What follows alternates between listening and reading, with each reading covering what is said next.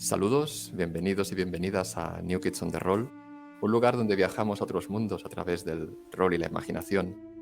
Y hoy vamos a volar hasta Suecia, esperamos que no se nos congelen las alas, porque corremos el riesgo de que si tocamos tierra caigamos en la espesura del bosque de Davokar y quizás alguna abominación escuche el ruido que hacemos al caer.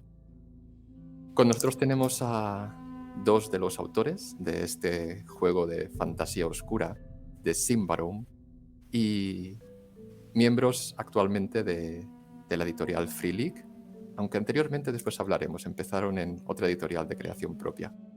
Sus nombres son Mattias Johnsson Haake y quizás autor, podríamos decir principal, aunque después veremos exactamente qué rol juega cada uno, y Mattias Lilja, que también principalmente su labor ha sido de crear el sistema de juego, aunque también ha escrito en este universo que es muy, muy fascinante.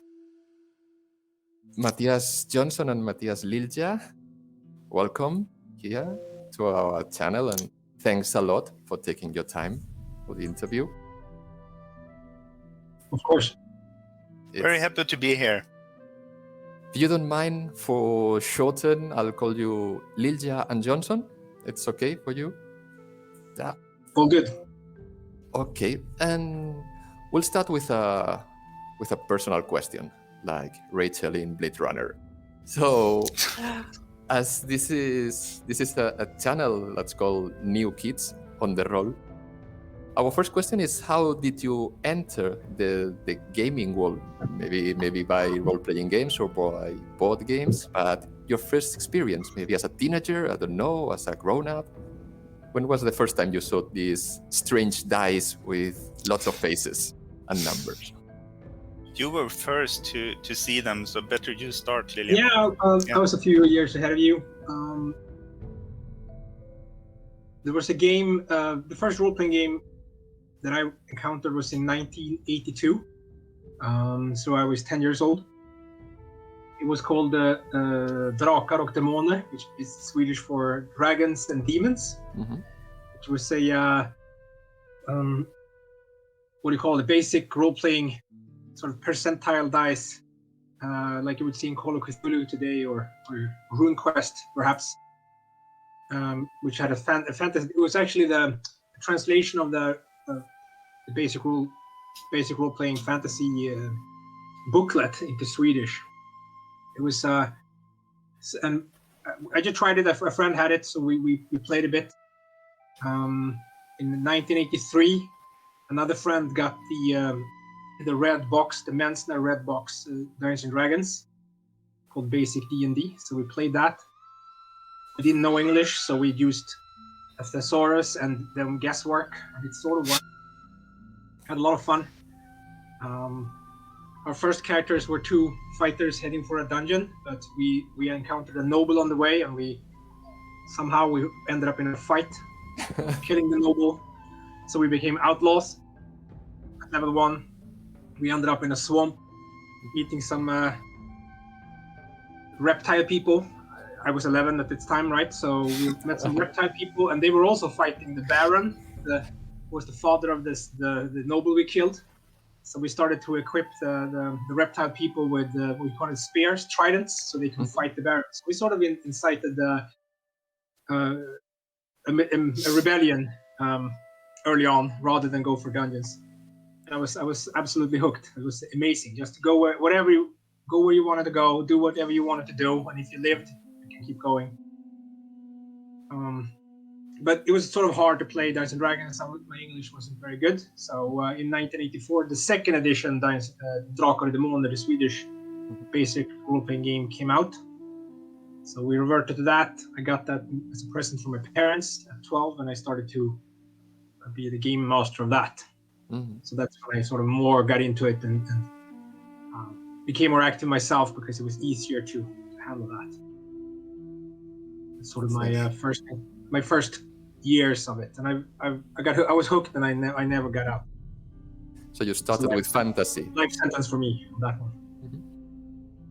I just ask that you started with fantasy, so your first years of gaming were when the fantasy genre, I mean, not science fiction, or it could have been Star Wars or whatever. No, I think no, that came later. I think Johnson, Mutant, the first version of it, also came in late 1984, which is a post-apocalyptic game that we still, Mutant Year Zero is something that Free League is still, the franchise was still part of that. So the first version was, I think, 1984. So we started playing that as well, which was more guns and, but it sort of played the same. You went into dangerous places, you killed monsters and took their stuff, which is sort of also the setup.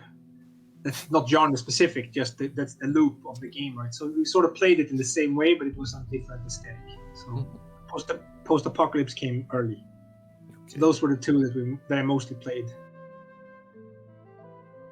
The first half of the 80s were a bit to the end of it. And Johnson, what was your first experience? Yes, as I said, it was a bit later. Back then, I was when Lilja was already a full-blown gaming nerd. I was actually a heavy metal drummer, so I was one of the cool kids. Yeah, you were dating girls and everything. Yeah, actually, I was. It's crazy to think of it. Yeah, it's totally crazy.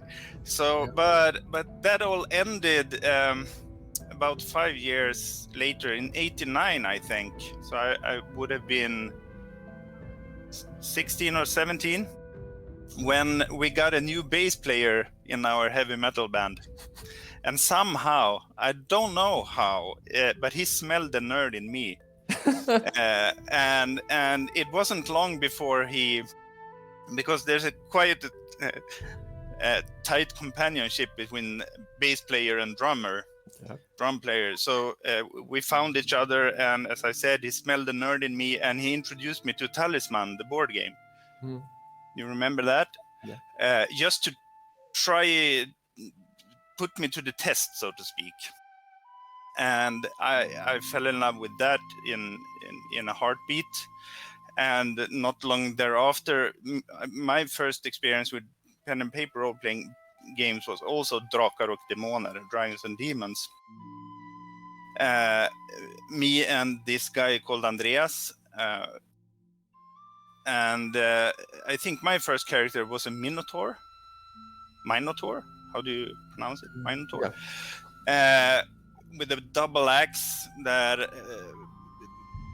happened or traveled in a caravan and were ambushed by some orcs or something.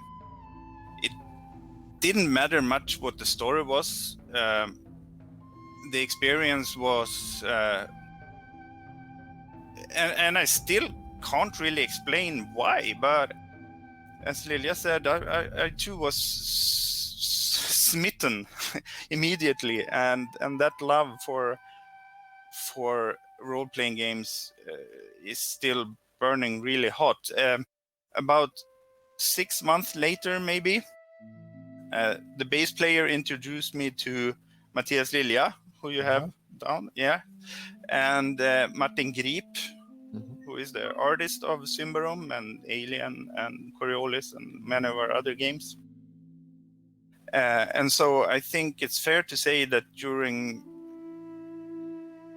5 or 6 years until we started moving apart, we played pen and paper almost every week, and sometimes twice each week with this group. And the players came and went, but the core team remained about the same all the way up until we started universities or jobs and moved away from each other. So after what you've explained, I have to do a parenthesis in the questions about role-playing games. Is there anything recorded about with your heavy metal band? Because I was a bass player in a heavy metal band also when I was a teenager and a little bit after. Luckily, I'm so super happy for this, but luckily you cannot find anything online. Yes. from that time. No, I think we or maybe all those tapes were lost or destroyed in the fire or something. In a horrible fire, exactly. Yeah. But it was like poodle rock, like Europe, or you know, not very heavy metal, more fluffy metal. Very late 80s. Yeah. Yeah. Before people discovered Nirvana. Yeah. And you mentioned Martin Grip, who we all know, and Andreas. Is he still in the team? I know there's some Andreas in the credits, but I don't know if it's the same guy. Yeah, or not. he's actually back in the team. You can tell more about that. Well, he's got I was about to say proper career, but he's doing other stuff. And then but he still writes and designs mostly for Forbidden Lands right now. So we hope that he will get to see some of his work. So he's in there. It's not, but it's a side gig for him. But he's also very. He wrote later when we started Järnringen, which was the first company me and Mattias and some other guys started. Andreas was part of it, so he was a designer writer for that. So when we wrote what's called Mutant Undergångens Arvtagare, which would be Mutant Heirs of Doom. Heirs of Doom, we usually call it in English. Yeah. Exactly, Heirs of Doom, which is when did that launch? In 2001. 2001, yeah. Then Andreas was also part of the team, just as Martin Grip and me and Mattias. So the first iteration of us doing games with a more ambitious approach also had Andreas in it. And it should be said that the main reason, besides passion, the main reason why we started making games in the first place was, I would say, actually to stay in touch. Yeah, well, for sure. Yeah, because we had moved in different places and one of the main reasons why it came to be, I mean, we had talked about making games for a public for a long time, but now it happened, and it was mainly because we wanted to keep in touch as friends, and also, I mean, we had, for some strange reason, we in the closest circle of friends, we had almost every skill needed to, I mean, we weren't very skilled back then, but at least we had 3 guys that loved to write, we had 2 guys that loved to draw or illustrate, we had a couple of guys who found it interesting to sort of the business side of things. And the only thing that we needed to, so to speak, get from outside was the graphic artistry, the layout part of it, which was also a friend of ours, but someone we met later in life. So that was pretty cool. And then, at what point did this turn from a personal thing to a professional thing? How did you start become this a work? I think it wasn't with Järnringen and Symbaroum. I think it was before, or am I mistaken? That you started to do some professional work. Yeah, I mean, we all had what Andreas has now, proper careers. And I mean, in 2007 or 2008 or something like that, we not only had careers and some were graduate students and whatnot, and we started to having families and houses to care for. And so that version of Järnringen, which was a hobby project, I mean, we never earned a dime from some of our freelancers did, actually, because we had to pay them. But we made Mutant Heirs of Doom and then Coriolis as hobby projects. And finally, life with careers and families became, I mean, it was too strenuous to keep at it as a hobby. So I would say that the first step towards making it into a profession, which is, for me, it has been since 3 or 4 years back. Mattias jumped on board just the other year, full time, or last year. Anyway, it started in Istanbul. Drinking tea in the shade of the Blue Mosque. Yeah, we have a tradition of since we folded the first Järnringen company, we put that to rest. We decided to at least meet once a year somewhere in Europe or whatever to play games for a long weekend. We've been to London, Istanbul, Brussels a couple of times. Brussels. We've been places. So we just Oxford go there. Was fantastic. Yeah. And then with Istanbul was cool. It was my first time there, so we went there and played some games. We were in a small hotel room. We had like Turkish delights, sitting in basically sweatpants. You know, we took a tour, looked at stuff, went back and played the role-playing game for 10 hours. I don't know what the staff at the hotel thought we were doing, but it doesn't really matter. But we did stuff like that, and then we started working on the idea. And the first draft of Symbaroum, I started drafting Symbaroum on the flight home. Because out of the discussions that we'd had, like this is what we talked about that would be cool. This would be an interesting setup. This would be stuff that, questions we need to answer. So then we kicked the second iteration of Järnringen into gear when we came home and wrote Symbaroum in 2008. No, that's much later, man. It's like 13. Yeah, but when was the trip? 2012 or 13. Was it that late? Promise you, yeah. Okay. I thought we kept at it longer. I know when it launched, but I didn't know when it started. Yeah, but you're probably right. So we started it as a...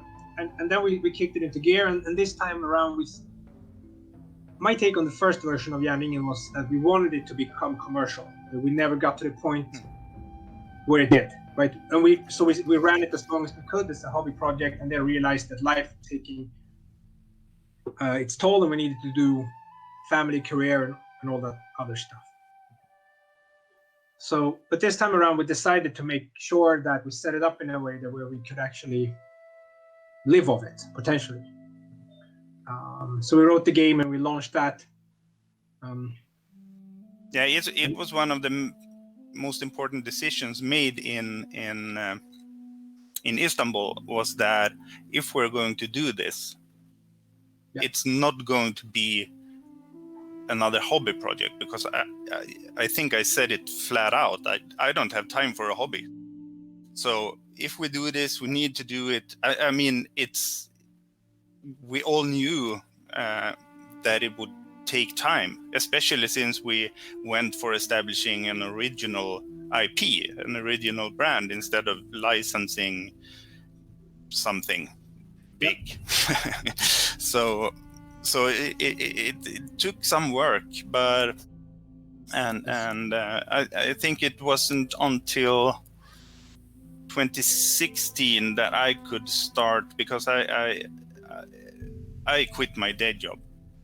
I actually had quit my day job at the university as a lecturer a couple of years before we launched the Symbaroum project. So for a number of years we started small, but with the intention to go international all along. So I think the first version of Symbaroum in English came out 2016. I think so, yeah. So it's like 5 years ago. Not so long ago, and there are a lot of books. I think there are more books than years, so to say. But that's also part of going professional, right? If you want to have it as a source of income, to be crass about it, you need to produce stuff. That's because that's what people pay for. And that's also growing the game. So you get both the growth of the game itself, but also it's also it's part of the business. So if you can't commit if we felt that we couldn't commit to doing a lot of stuff, we're not going to make it as a commercial company. That's that can pay your salary. So, but Johnsson was the first one to go full time. Martin Grip came a bit after. I was also doing it full time for a bit. I was sort of on the sideline, having another job, but also looking at this as my going to do Järnringen was also always my sort of retirement plan, if you want to call it that. Even though it's not without work, it's a different type. It's not without work, man. It's a lot of work, but it's a different thing. And then, but this is also around the time when we started talking to Fria Ligan. Yeah. Almost immediately when we relaunched Järnringen, the three of us, we started talking to Thomas and Nils and Costa and Christian, who we knew them since long before because they had worked for us in the old version of Järnringen. So and we were quite. The mindset was already from the get-go that we would probably merge and become one company. But it took a couple of years to get that to happen. And I would say it was mostly a question of finding the time to sort out the legal stuff surrounding a merger because the will and the intent to merge was there already from 2015, 16, something like that. So we were talking to them. It actually, when the first version of Järnringen was put to rest, I actually started doing stuff with Fria Ligan as a separate thing, Mutant Year Zero, a bit of other things. So we were sort of already talking and working together, and we knew each other and felt like these are good people. We should work with them. 3 people in a company is very small. You should probably be a bigger group that can help each other out, and you can get a bit more energy into it and also be less vulnerable, I guess. So that was always part of the plan to do that.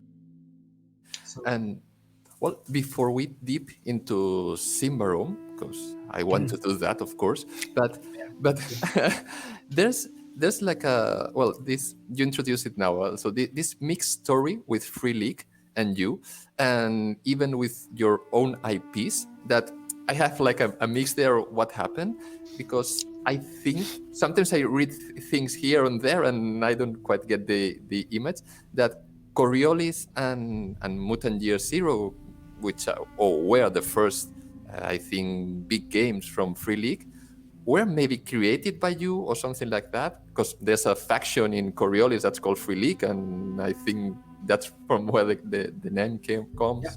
And so, how was with Coriolis, Mutant Year, Fria Ligan, and you, everything tied together? Should I start or you? Yeah, please do. Coriolis was the first original IP done by Järnringen, the first iteration. And I started it, and everybody else sort of came in and kept working on it.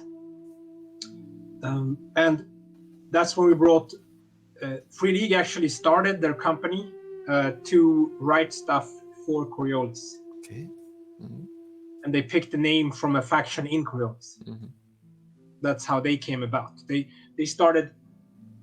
played Coriolis, wanted to do stuff, contacted us, created a company, picked the name from Coriolis, in the name of Fria Ligan, and then they started doing other stuff. And when Järnringen the symbol, the Fria Ligan symbol, it's a lily. Yeah, the flower. And the guy. Which is my last name. Lilja means lily, which is that symbol. Okay. So it's sort of a circular reference to where they got their name from. And I think when Järnringen, the first version of Mutant Year Zero, which it was a hack of the Mutant Years of Doom that we made. So they did a hack called Year Zero. Okay. Version Zero, it was called. Exactly. Thank you. Version Zero was the hack.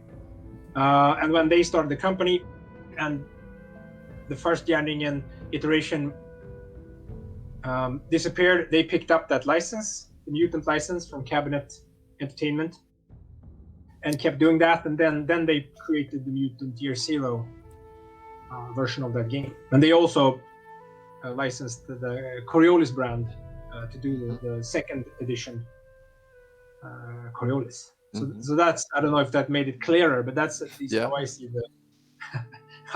It should be added also that just last year, now that we are together, we actually had the opportunity to regain the ownership of the Coriolis license, and we did. So now Coriolis is back home, and that feels really cool. Did you play Coriolis in that meeting in Istanbul? Because it would have fit very well, no? Yeah, it would have, maybe. Yeah, it's right at the heart of the central conflict of that game, absolutely. But no, we played, as I remember it, we played 5e. Ah. Or was it D20? I don't remember. Anyway, exactly. It was Dungeons and Dragons, I think. Yeah, that was might have been, but we also walked. But I remember looping back to Symbaroum. We took long walks along the piers and the cobbled streets of Istanbul, talking about what we should do and what cool fantasy is and what should be in it. So we started that discussion that eventually turned into Symbaroum. Started there. But that ties perfectly with my next question, which is, what are the influences for Symbaroum? So in books, movies, real world history, maybe, or cultures, or whatever, because there are a lot of references you could see. So like tips to cultures, or to, well, I think for me, Davokar and Mirkbok from The Hobbit are like faces of a same forest, but the migrations, all of that. What are your influences in creating Symbaroum? Well, I think a very clear thematic influence is the Princess Mononoke anime. Is one of the I think that captures the central high-level conflict of the world with nature versus, or rather, nature just being, and then civilization coming in, and then what we call corruption. Being the result of civilization trying to discipline nature too much.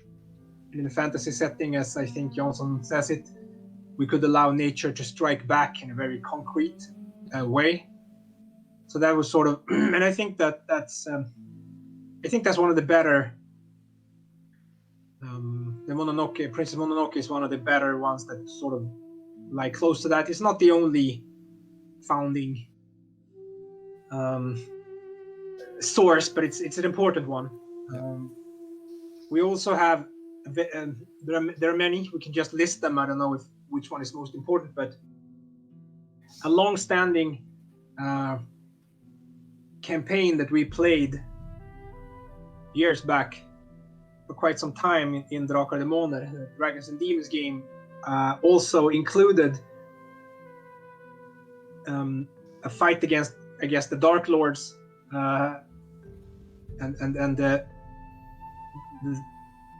And the land started to become dying, and people needing to move. So that idea actually came from one of our own campaigns. It's not Symbaroum. We didn't play Symbaroum back then. It was actually very different in many ways.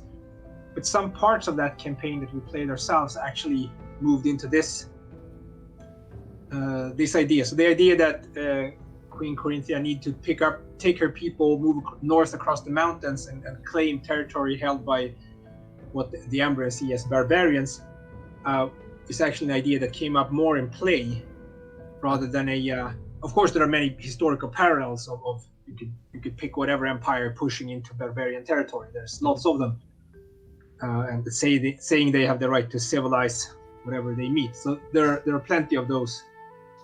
But we didn't pick it from a historical setting per se. It's more of if you want to contrast it to Coriolis had more direct parallels in our mind to what happened, I think, with the reconquest of Spain, for instance. It's a strong influence on how we built Coriolis, which was very clearly like different cultures colliding and a lot of the Moorish inheritance and the multipremiada architecture and all that stuff. So very clearly in the Coriolis space. I don't think we did that in the same way really for Symbaroum. We had there are more diverse parallels. And also, I mean, we had that day. Do you remember? I think it was directly when we came back from Istanbul. You, me, and Martin had one day in your flat by your big screen TV, and we Googled a lot of architecture, clothing, imagery in general.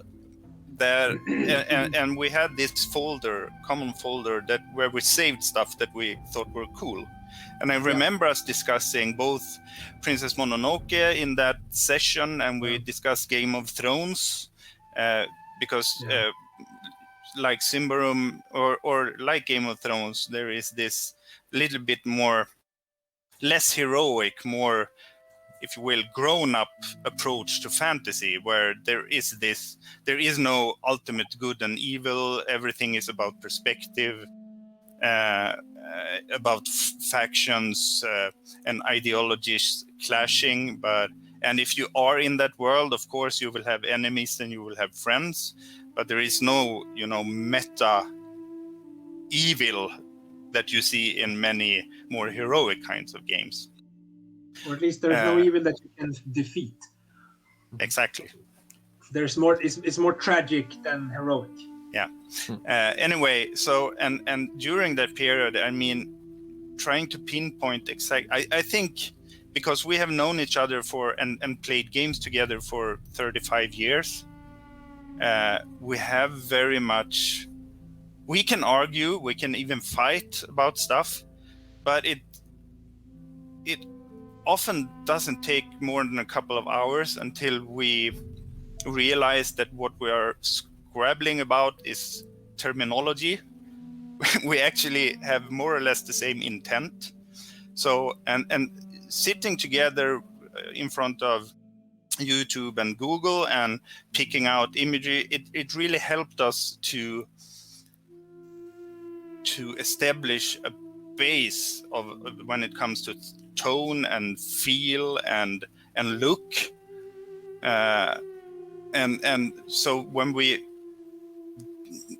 continued working from there, we could always go back to that folder and use it as a point of departure for discussions or the development of the setting and the rule set, of course, because they are quite intimately interlinked in this game. Yeah, and I remember some of Mononoke we've mentioned several times. I think I'm not sure actually what the title in English is. Could it be The Labyrinth of Pan? Pan's Labyrinth. Yeah. Pan's Labyrinth. Is that in English? Yeah. It's in Spanish, right? It's American, but it's American. But I think the director was Guillermo del Toro, I guess. Exactly. Not Benicio del Toro. That's the other guy. Guillermo del Toro. Yeah, Guillermo del Toro. Exactly. Yeah, I know the film. It looks from that with the dark forest and the forest as the symbol of that which is hidden and so it has that traditional theme where you go into the forest.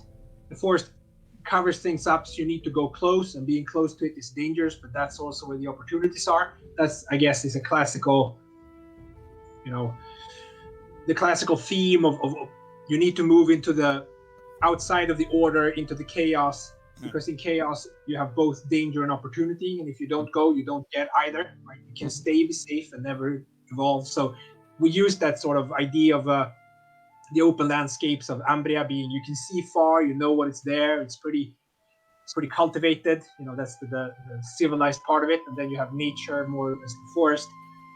So we use those classical themes, but exactly how to present them, we went to see where do you have you mentioned Mirkwood. There are very good depictions of Mirkwood as that dark place where you can't see more than a few meters and you don't really know where the spiders are, but they're probably somewhere. Right? So there are many of these pictures and ideas came up as Mattias said, as we gathered how we wanted to present this world. So from what you're explaining, you don't have like very so to say clear roles in the company or in the development of Symbaroum. I mean, there's not, you can't really say Martin Grip does the illustration, Mattias Johnsson does the writing of the adventures, and Lilja does the rules, for instance. It's not so clear divided. Or is it at some point? Execution-wise, it kind of is. Uh-huh. But I mean, Martin is involved in not so much the rules discussions, but the setting discussions very much. And me and Mattias, we have, I mean, there's a separation in what we actually write often.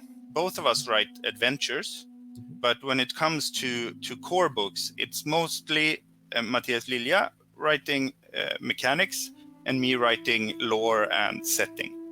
But that doesn't mean that I mean, what comes out on the paper is very much a result of a discussion between us. And we almost always write, I don't know if you are familiar with this, but at least to me, it's very clear to who am I writing for when I'm writing just anything. And most often I am writing for Mattias and Martin. And now today also for the other guys at Fria Ligan.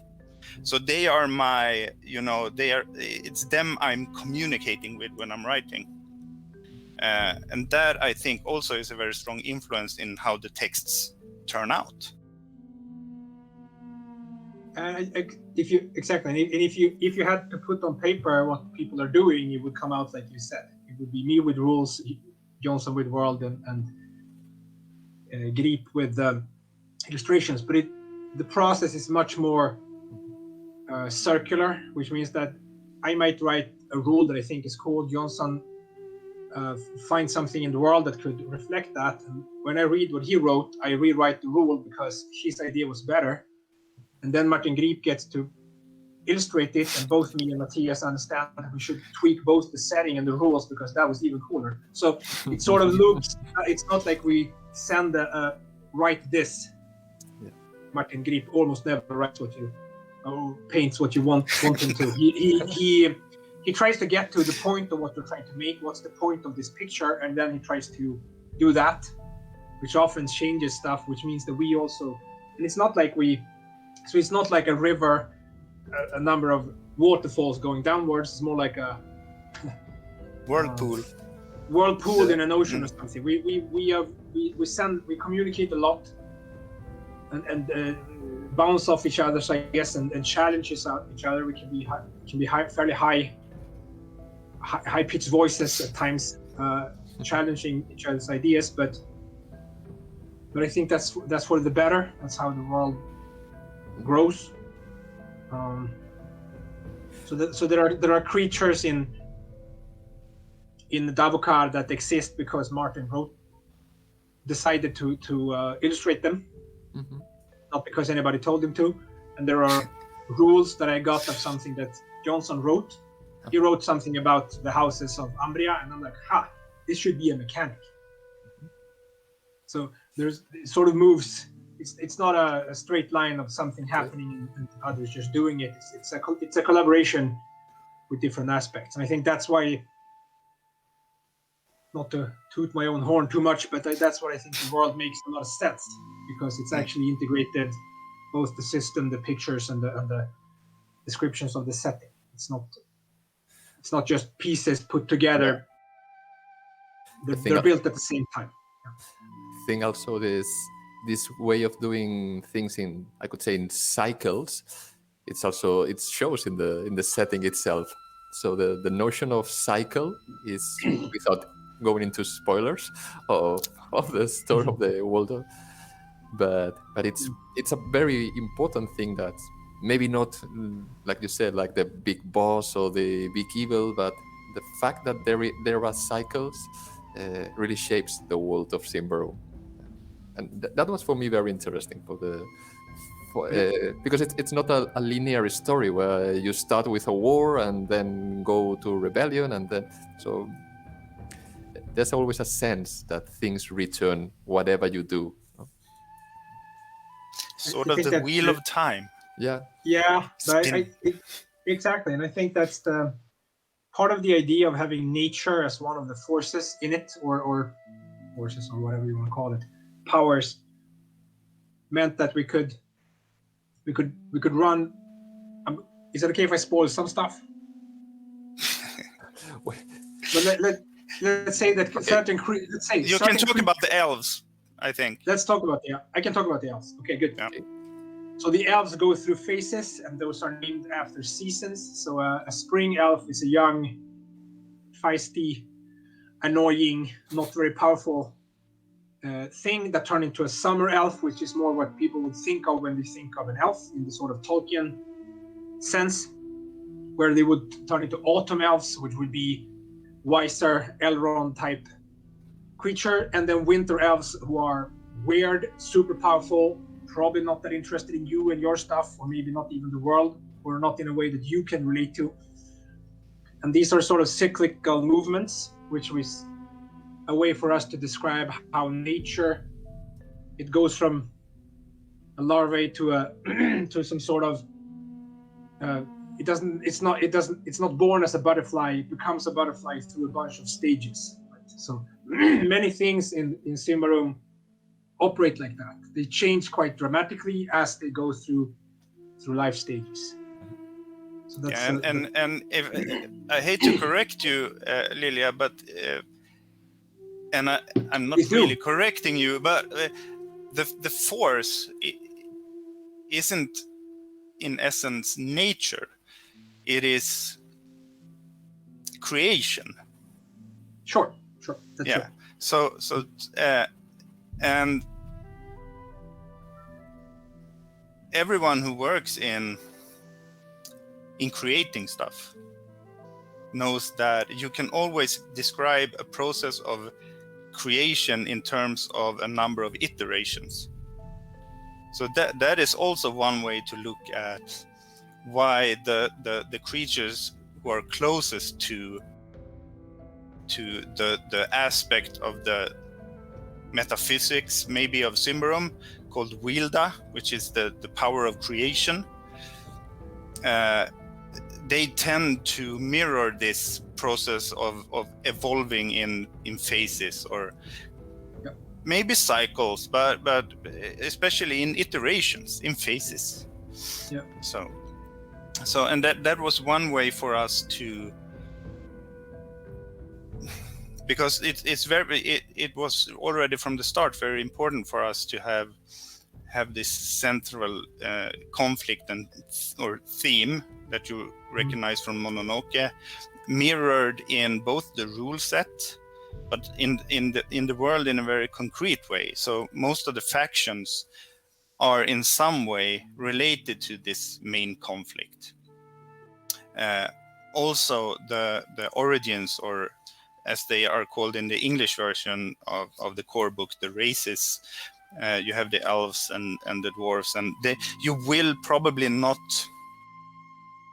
recognize them from your classical, typical heroic fantasy game, because they become something different when put in this context of this Mononoke-esque conflict. So it gladdens me to hear that you enjoyed this aspect of the game world. Yeah. And I think you are correct that maybe the elves we can talk about because it's already written in the core book. Yeah. But it's true for others as well, and it's a good idea to let people or gamers explore that for themselves, maybe. Sure. But the elves is they're a good example of this.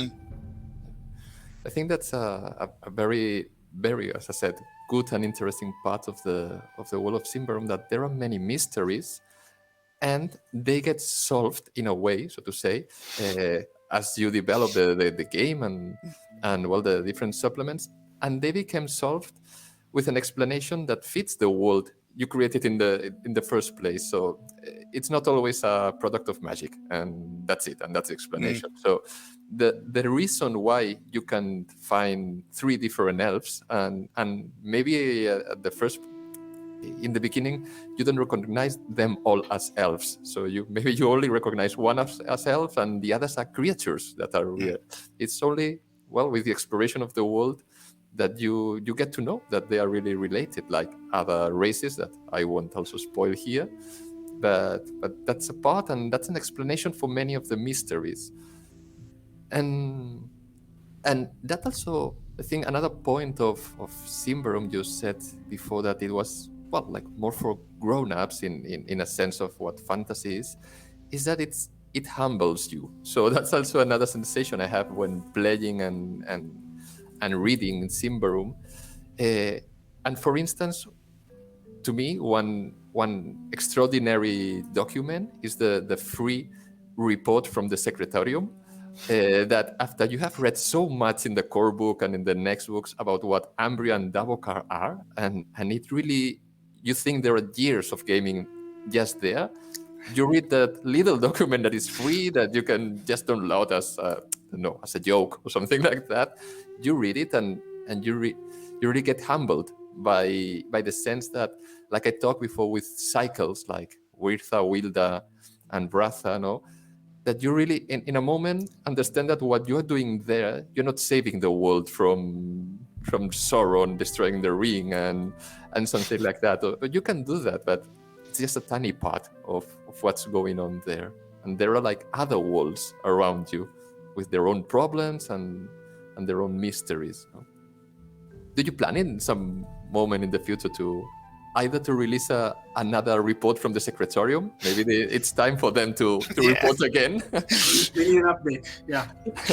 They aren't doing the job very well if they just report once every 6 years. So. they're lazy intelligence agency. No, So, we haven't decided yet exactly where to go when we are finished with the Throne of Thorns. But of course, that's the first and the main thing. And that report you're talking about was kind of written on request by our players and the fans of Symbaroum, who wanted to know a little bit about what was like sort of what was the continent at large like.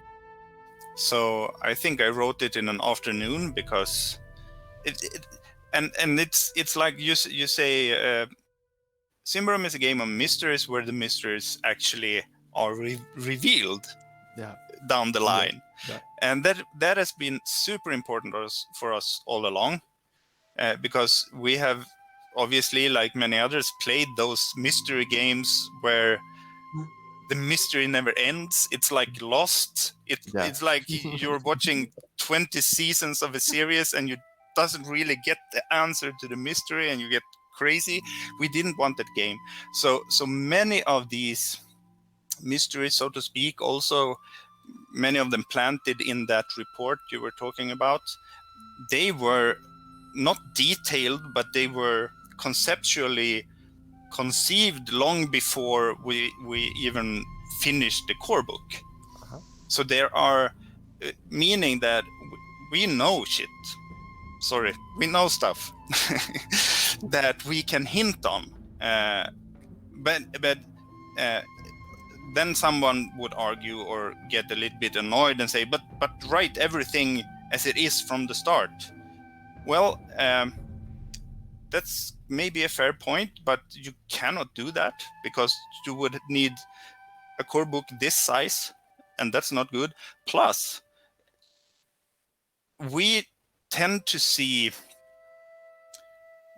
the product line of Symbaroum and other games as also, in some sense, not only as game, but also as literature, in the sense that you should enjoy not only putting it to the table, but I mean, it's quite sizable books. If it's not fun reading it, then you will not play it.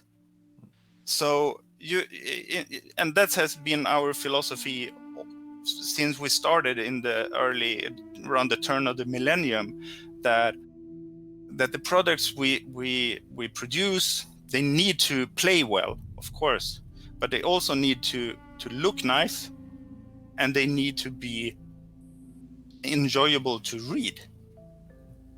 And there the mystery is key in that, and also the fact that that actually the mystery is part by part revealed.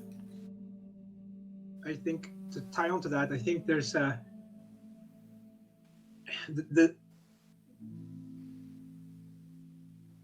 have a mystery that you can advance, in a sense. I always think of, you refer to TV series. There was this old TV series called Babylon 5, which ran for 5 seasons. It was planned to run for 5 seasons because the long arc required 5 seasons. They told the story they wanted to. There was a lot of episodes in there. They had that pointed in all kinds of directions, but the main plot actually ran through 5 seasons and ended when it should end, which required them to know what they were going to make. Yeah. They planned 5 seasons when they started. And I think Symbaroum is one of those games. It's not the only way to make a game, but it's the way we made this, and I'm very happy we did, because then we can reveal it, but we also need to reveal it to ourselves, because it's not written anywhere until we write it. It's just this would be cool, or we need to close this loop. So what's the fate of Queen Corinthia? Well, maybe we know, but it's not written down. We've talked about it, and it's going to be revealed at some point. But we need to write it, and it's going to happen over time. And not all products align with this. We have done stuff that, goes left or right on it to be exciting or look at some detail in the world. So even if people wanted a game that was complete, they couldn't get it because we haven't written it yet. It happens as the game is developed. For us too, we know roughly where we're going, and we had a meeting the other day for the next installment of the Throne of Thorns series campaign. Mattias called me and said, I have a cool idea. You remember we said we were going to do it like this? I want to flip it and do it like this. And I'm like, Jesus, that's excellent. Let's do that. Because it stays with the idea that we had, but it just made it so much better. So that's how the iterative creative process goes. It's not a shopping list. Yeah. It's creative work. So that's why it's.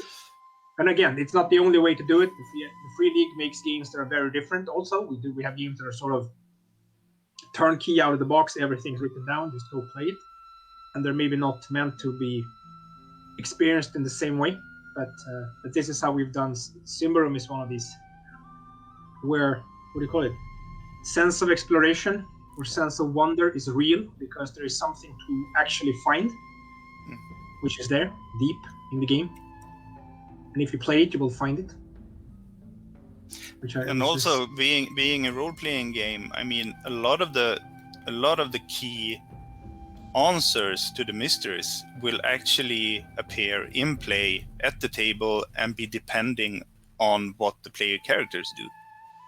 So, but then it is a question for us to put to stage that scene where the players actually get to be a part in answering those questions. So, and the deeper the mystery, at least, and this is, I mean, we try to write games as we like to play games, and this sense of wonder or sense of exploration or these, these revelations, they have always been, when you suddenly understand how stuff connects, those moments have always been key in our way of playing games. So it's no surprise that we try to recreate them also in the games we write. And regarding, you were now talking about the next installment of Throne of Thorns. So we'll go for a few questions more about the material part of Symbaroum. What are your ideas? You also talk about a little bit about the ideas you have about the future of Symbaroum. So from what is planned, at least for now, there are 2 installments left. So the one that should Alberetor, if it hasn't changed that much, I don't know. I don't know if you can tell us a little bit more about it. But Alberetor, and then a final one, and then what? What will become of Symbaroum after that? Yeah, that's a very good question. I can honestly say, at least for now, and yeah, probably for the foreseeable future, I am the project manager or project lead of Symbaroum. So it's kind of my responsibility to have an answer to that question. You said that, and I don't have to answer. But we are deep in the discussions regarding what will happen. I mean, as is hinted by the report, there are several interesting locations on the continent where you find Umbria and Davokar that we could explore. There are obviously other continents on that same globe that might be interesting to explore, a new setting in the same world, so to speak. Then you have very different time periods in the same graphical location. As for instance, the early days of Symbaroum would be interesting to explore, or the war with the Dark Lords would be quite interesting to explore. So, and we have not set anything in stone yet as to what the next campaign focus will be. One idea, and one that we have talked about for a long time, is to at least for a while focus on more condensed setting books. For instance, focusing on Freetown would be one idea, or possibly the city-states and the eternal war against the elven realm of the west. The land of the order and their quite precarious situation as neighbors of the mastodon in that. So there are several locations that possibly could be campaign books that are focusing on more some places and some plot hooks, and maybe a couple of shorter adventures or a shorter adventure chronicle, something like that. So, but as soon as we know, you will know. Okay. Are also the rules in the mix? I mean, will you take the chance after finishing the Throne of Thorns campaign to revisit everything you've done with the rules and think if you will launch like a second edition or a condensed book or whatever, or just refine what has worked for you and what not? We've certainly gotten a lot of feedback, so that's as it should be. I mean, no work is truly done. You just stop working and stuff. Yeah. That's usually what I find when it comes to creative endeavors. You're never done. You just stop working and release it. But that's also part of what we're discussing. We have the two parts of Throne of Thorns left, which is taking up most of Mattias' time and mine as well when I'm working with Symbaroum. But then we're also having discussions around what comes next. So in the next year, think it's fair to answer your question specifically. I understand if you are a little bit hesitant to give clear-cut answers, Lilja, since I have to carry that cross. And I can say anything and then they'll blame you. So but the thing is, that we will most likely make a second edition, in the sense that we will. Today we have these 4 core books, right? The core book, which is sort of everything you need to play. Then you have the Game Master's Guide, since was launched last year, and the Advanced Player's Guide and the Monster Codex. And I'm quite sure that somewhere down the line we will at least restructure the content of these, and hopefully you will not need 4 books to get into Symbaroum. I mean, today in essence you only need 1, but I think we can do something to pull the material into 3 volumes instead of 4. So, and I know that a lot of players are asking for that. Also, players who are already playing the first version of the game. Then it is like Mattias said. I mean, what you see today it's the first iteration of a brand new rule set, and of course Mattias, I unfortunately am not, but Mattias, you are running a campaign, a game as a GM,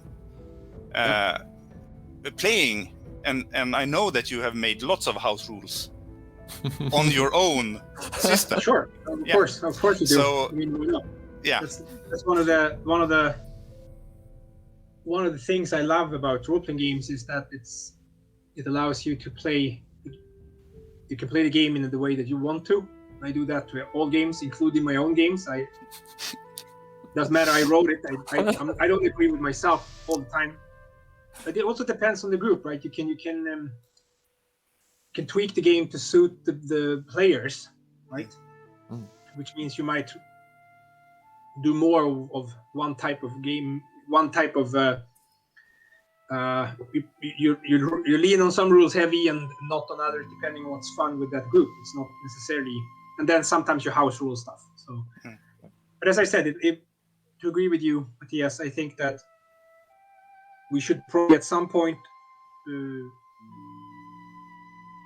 condense what we have, make it more accessible. We did the starter set recently to have a really easy way to get into the game.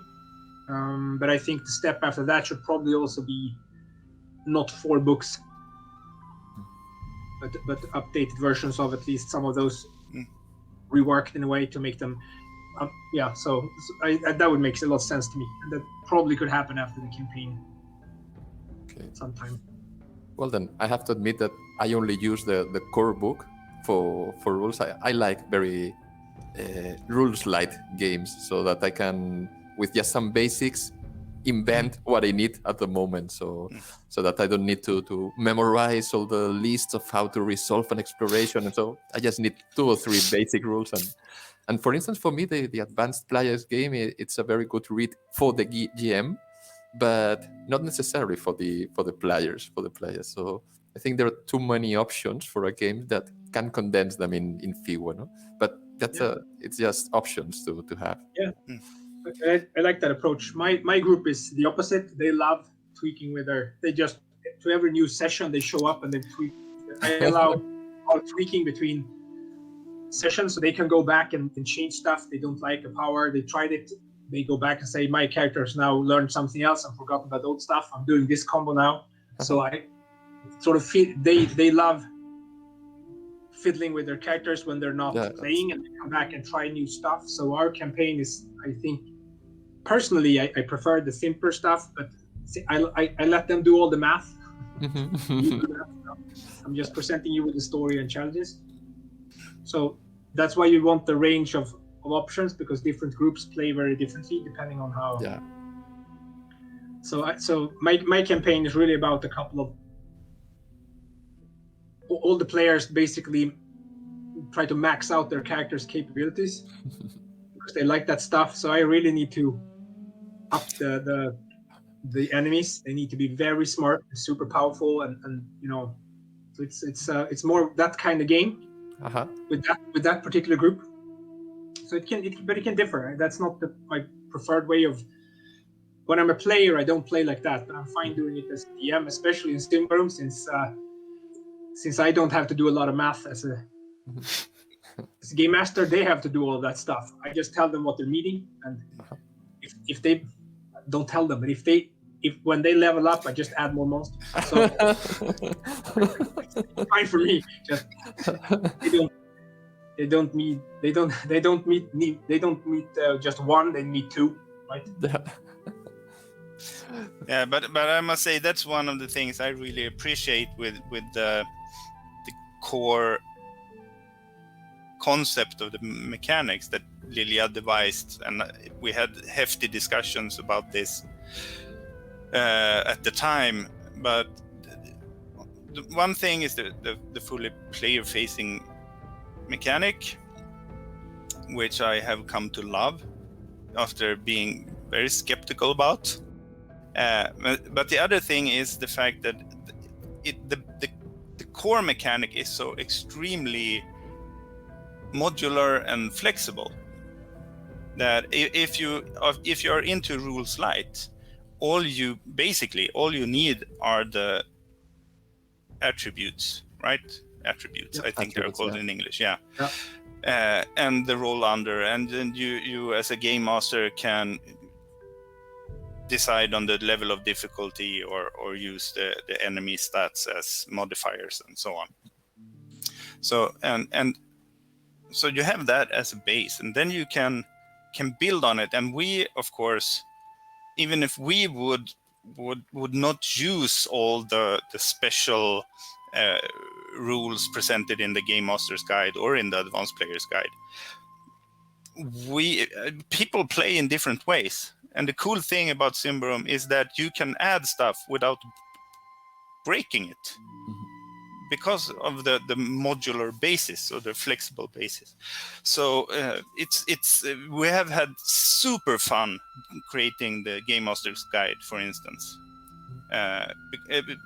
Fun because it's been so easy to give people options to play, pitched battles or managing their very own domain or exploring Davokar or whatever.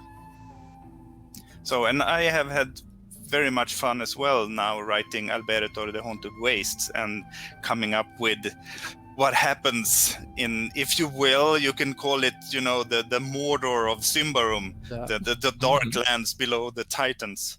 It will be a cool ride, I can tell you. Oh, we're expecting it.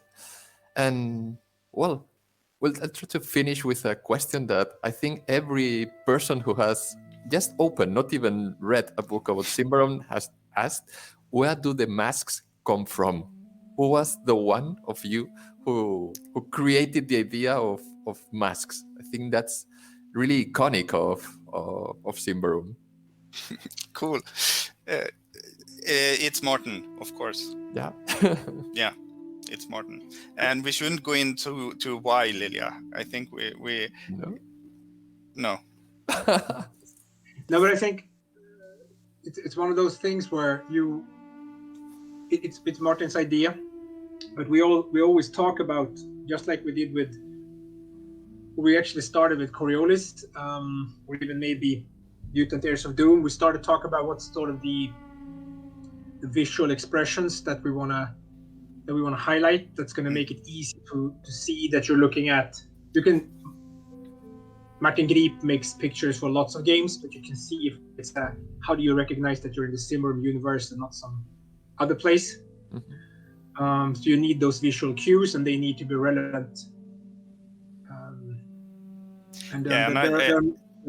Actually, I think this is one of the things that came up when we had that day of Googling images, was cool masks that we thought, wow, this can be something really nice. But then again, you see, you need to have sort of an idea of the difference between the masks of the clan folk and the masks of the Ambrians, and who uses masks and why do they use them and how do they differ in terms of material and design and so on. And that's all Martin.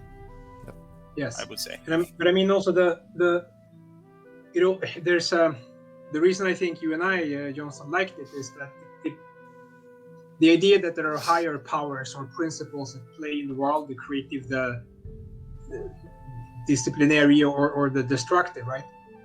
That means you can basically, just like you can don a symbol or you can have something else, you can also put a mask over your face to become a representative of something that isn't you, right? Just like masks are used. You're not yourself anymore. You're this thing, or you're along. So when a witch in Davokar dons a mask, they do it because they want to represent not who's behind the mask, but what the mask is. Sort of a, just like, you know, the priests or Corinthia also has a mask. So it's sort of a play on that idea of social masks that you put on not to be you, but it can also be more of a religious or mythological mask. You don if you put horns on your head, you are now representing forces of creativity. It's not just who are you, it's like, who am I right now? Right? So the ideology, the mythological part of masks is old, of course, and we wanted to riff on that, but the execution of it and how it's presented is all Martin Grip, of course. That's his domain, and he really ran with it. I think it came out well. Very interesting to know that, because, well, as I said before, one of the things I find about Symbaroum is that everything is tied to the world, really, in a way or another. So every aspect that just could be just a visual decision, and that's it.